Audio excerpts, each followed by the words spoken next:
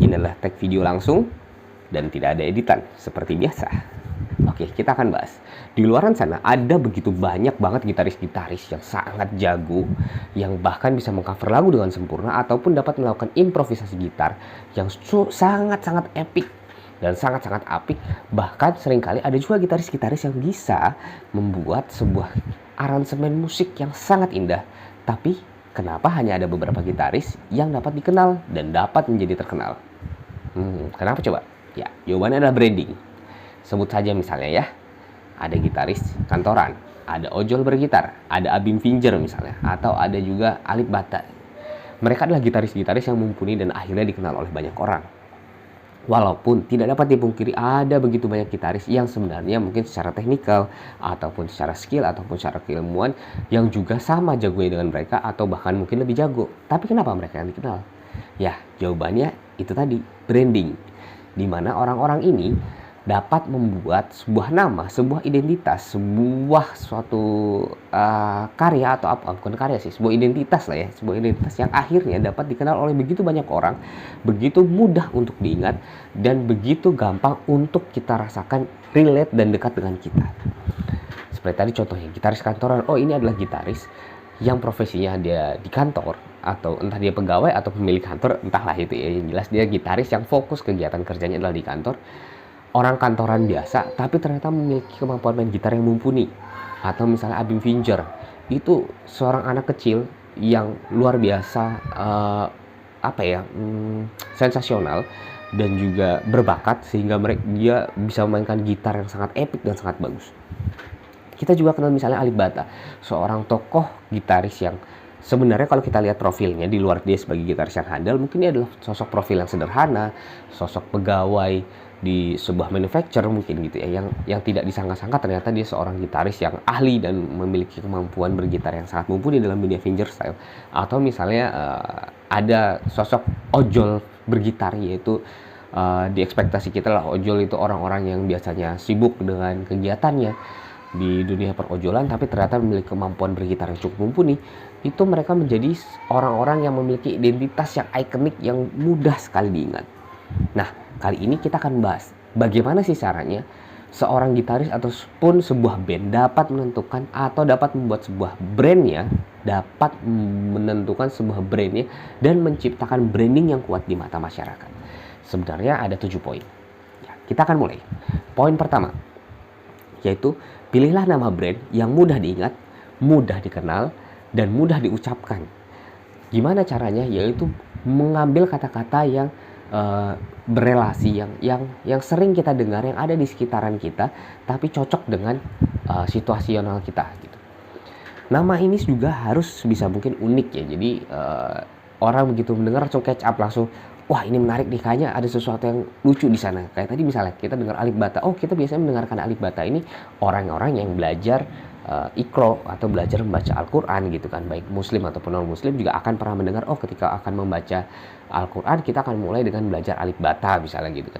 Tapi tiba-tiba ini muncul dengan nama Alip Bata dan dia ahli seorang gitar, seorang ahli gitar gitu, dia muncul dengan keahlian bergitar yang nggak main-main ya, maksudnya cara bergitarnya juga oke gitu. Jadi identitas nama dan yang dia pilih satu unik tapi juga kemampuannya luar biasa, itu semakin menguatkan branding yang dapat menguatkan nama yang akan dia pilih gitu ya. Atau contoh lagi misalnya gitaris kantoran, ya tiba-tiba kita zaman dulu banget gitu, kita tiba-tiba dihebohkan di dunia Instagram, muncul oh ini ada gitaris namanya gitaris kantoran, ternyata dia adalah seorang kantoran, entah dia pemiliknya atau pegawainya, tapi memiliki kemampuan bergitar yang sangat luar biasa gitu, kayak seorang musisi profesional gitu kan. Nah itu adalah kiat-kiat contoh gimana cara kita menentukan nama. Jadi kita pertama untuk mendapatkan branding adalah tentukan nama yang mudah diingat, mudah dikenal, dan mudah dikenang. Caranya adalah dengan tadi, yaitu menggunakan kata-kata yang ada di sekitaran kita gitu. Ya mungkin suatu saat kita akan bikin, wah gitaris kamar, atau misal, oh gitaris iseng misalnya ada di YouTube gitu. Atau wah gitaris amatir, ada juga YouTuber yang menggunakan nama gitaris amatir gitu ya. Atau misalnya menyebutkan apa ya, misalnya saya guru gitar profesional atau apapun itulah, terserah kalian membuatnya seperti apa, tapi menguatkan branding, yaitu paling pertama adalah menentukan namanya. Yang kedua, yaitu tentukan diferensiasi atau unsur unik dari gaya kalian atas branding tersebut gitu. Jadi misalnya kita sudah menentukan sebuah nama, gitaris kantoran gitu misalnya. Sambil contoh, saya mengambil contoh gitaris kantoran. Oh jangan deh, saya mencontoh Abim Finger misalnya. Abim Finger, dia menentukan namanya Abim Finger. Jadi nama seorang Abim untuk mengenalkan dirinya dengan fingernya mungkin kemampuan tangannya yang ahli gitu ya. Tapi apa yang unik dari dia? Yang unik adalah dia adalah seorang anak muda gitu. Bahkan ketika dia mulai dikenal waktu itu dia masih kecil gitu ya. Waktu ketika dia masih kecil itu adalah poin uniknya. Dia seorang anak kecil tapi sudah bisa memainkan gitar yang sangat hebat, bahkan di atas rata-rata lah gitu ya. Dia udah ibaratnya udah sampai di titik profesional bermain gitar gitu. Atau misalnya kita mendengar Alip Ba Ta gitu. Alip Ba Ta, dia ini uniknya apa? Uniknya adalah orang yang sederhana, dari karyawan di sebuah manufacturer gitu ya, yang tidak kita ekspektasi belajar musik secara otodidak tapi bisa mengeksplor musik fingerstyle seheboh itu dan sebagus itu adalah suatu poin unik yang menarik. Jadi ketika kita mau menentukan branding, poin kedua adalah tentukan poin unik yang kita miliki gitu. Apa sih poin unik yang kita miliki? Kalau kita belum punya, cari. Lalu gali. Nah, nanti kalau untuk poin unik cara mencarinya ada di sesi selanjutnya lah ya. Lalu yang ketiga, tentukan juga brand atau logo misalnya gitu ya. Logonya atau simbol tulisannya atau profil picture-nya yang sama, tapi yang mengikonkan kondisi kita gitu. Kita ambil contohnya misalnya gitaris Isang gitu. Dia mungkin fotonya hanya dia dan di kamar gitu kan. Tapi ketika kita lihat, wah ini Iseng-isengnya jago gitu. Nah, itu logo-logo seperti itu mudah diingat gitu. Cari-cari logo-logo yang mudah diingat, baik itu logo untuk profil ataupun logo untuk tulisan ataupun logo apapun yang kira-kira begitu orang lihat ini mudah nih, nggak terlalu complicated gitu. Logonya tidak terlalu susah untuk dilihat tapi gampang diingat. Jadi tentukan logo yang menarik, logo yang mudah diingat. Lalu yang keempat yaitu bombardir kemampuan kita di media yang kita miliki, entah itu di media sosial kita gitu, di Facebook, di Instagram, di Twitter, di YouTube ataupun dimanapun itu, atau bahkan bisa juga kita di grup-grup komunitas, baik itu yang ada di komunitas Facebook, komunitas WhatsApp, komunitas Telegram dan lain sebagainya gitu ya. Jadi bombardir karya-karya kalian. Tujuannya apa? Semakin banyak kalian membombardir karya-karya, sharing. Walaupun memang tidak semua orang akan membuka karya tersebut, tapi lama-lama kalau itu muncul setiap hari, muncul secara rutin, orang akan mulai notice, orang akan mulai kenal dengan siapa sih dia gitu. Ya mungkin perbandingannya anggaplah 1:100 gitu ya. 100 kali posting mungkin akan ada 1 kali orang melihat gitu ya. Lakukan itu secara rutin, lakukan secara berterus-menerus, konsisten supaya orang bisa mengenal, supaya orang akhirnya notice tentang kehadiran kita gitu. Kalau misalnya poin 1 yang tadi namanya sudah unik, namanya sudah gampang diingat, sudah gampang dikenal, lalu kita sudah memiliki poin uniknya, lalu kita juga sudah memiliki logonya yang unik, lalu kita terakhir membombardir, maka ketiga poin itu akan makin kuat tuh. Orang akan mengingat-ingat, oh ini namanya siapa sih, oh ini logonya ini, oh ini uniknya ini, tapi dia selalu muncul, akhirnya orang ingat, akhirnya orang notice. Nah, poin-poin inilah yang membuat sebuah brand jadi tambah kuat juga. Sudah ada 4 poin ya.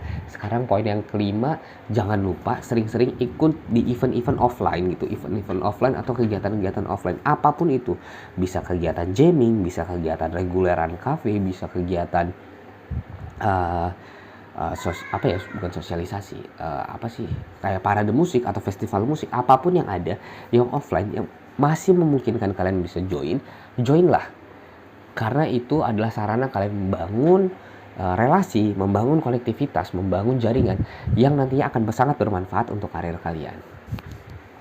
Jadi sering-sering ikut event ataupun kegiatan apapun yang ada untuk juga memperkuat brand kita. Kalau misalnya relasi kita tambah banyak, kita semakin bisa untuk sharing dan membombardir karya-karya atau kemampuan-kemampuan kita, maka branding kita akan juga semakin dikenal dan pergaulannya juga makin luas, pangsa pasarnya makin luas. Lalu yang keenam nih, yang keenam ini sebenarnya cukup bisa dibilang fenomenal ya, jadi bukan fenomenal ya. Ada orang yang setuju dengan cara ini, ada juga orang-orang yang tidak setuju. Tapi cara ini cukup efektif dan sangat bermanfaat, yaitu gunakan kondisi status sosial. Jadi memperkenalkan dirinya berdasarkan status sosial gitu ya. kayak yang tadi tuh misalnya dia memperkenalkan atau bahkan mungkin orang lain yang akan memperkenalkan terkait profil pribadi dia yang secara tidak langsung kalau di Indonesia itu cukup efektif. Oh, ini profil pribadinya adalah gitaris sederhana yang otodidak, dia bukan dari lulusan musik manapun, bukan dari kalangan anak-anak les manapun, tidak memiliki karir bermusik yang luas, tapi tiba-tiba muncul namanya gitu kan. Itu keterangan-keterangan informasi sosial itu cukup efektif. Ambil contoh misalnya ya, ada seorang pengamen yang membranding dirinya sebagai pengamen bersuara emas gitu. Jadi orang-orang akan bilang, ini masa pengamen bisa suaranya seperti ini, bisa sehebat ini. Padahal dia tidak pernah les vokal, tidak pernah mengikuti event kompetisi apapun yang mengharuskan dia belajar banyak tentang kemampuan vokal.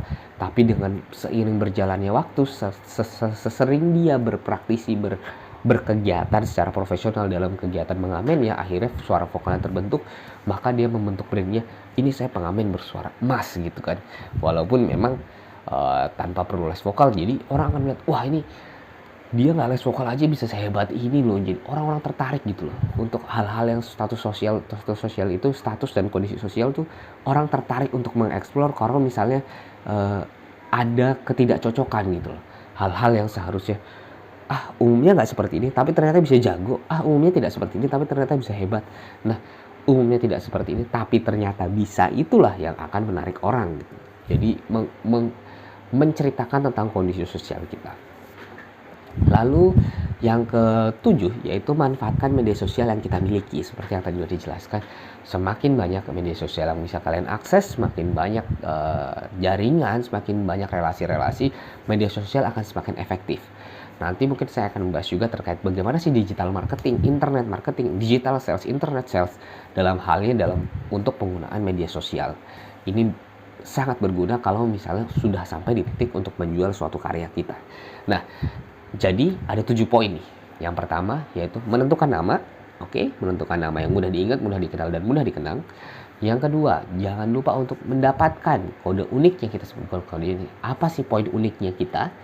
Lalu yang ketiga, buatlah sebuah logo ataupun sebuah tulisan ataupun sebuah apapun itulah, terserah kalian yang dapat menggambarkan kondisi kalian sesuai dengan brand yang akan kalian bangun. Lalu yang keempat yaitu bombardir karya, di-share link, dibagikan ke banyak orang secara konsisten, tidak dalam satu waktu tertentu tapi terus menerus setiap hari, setiap saat, agar konsisten sehingga akhirnya orang bisa notice. Lalu yang kelima yaitu ikut serta dalam berbagai event. Yang keenam, gunakan status sosial dan profil-profil sosial ataupun kondisi-kondisi sosial yang bertolak belakang. Kondisinya A tapi ternyata bisa jago gitu. Ingat poin itu, kondisinya A tapi ternyata bisa bla bla bla. Kondisi B tapi ternyata bisa bla bla bla. Nah, itu gunakan hal-hal itu dan optimalkan media sosial. Itu adalah 7 poin penting dalam membangun brand kita di dunia musik. Lupa, ada satu lagi. Ini sebenarnya paling saya nggak suka, tapi sebenarnya seringkali efektif di dunia musik kita ya, yaitu menggunakan kenalan orang dekat. Jadi mengaku-ngaku kenalan orang dekat atau memang membawa-bawa nama orang dekat. Ini sebenarnya saya kurang terlalu nyaman gitu ya. Seringkali saya ekspektasinya jauh dari harapan. Orang akan memuji karena apa yang dia kenal sebelumnya. Misalnya, saya adalah anaknya si A, saya adalah anaknya si B, saya adalah anaknya si C. Apakah itu efektif? Efektif. Apakah itu benar? Benar-benar aja. Apakah itu boleh? Boleh-boleh aja. Dan apakah itu bagus? Bagus-bagus aja. Tapi perlu diingat, ini memang secara karir lancar, secara jalur relasi akan jauh lebih kuat, akan jauh lebih hebat brandingnya. Tapi untuk orang-orang tertentu mungkin ada merasa tidak nyaman gitu ya, karena dia kan karena kenalan, dia kan karena dibawa sama ini, dia karena dibawa sama itu. Ya seperti hal yang biasa lah di tempat manapun itulah. Jadi harus diimbangi dengan kemampuan kita.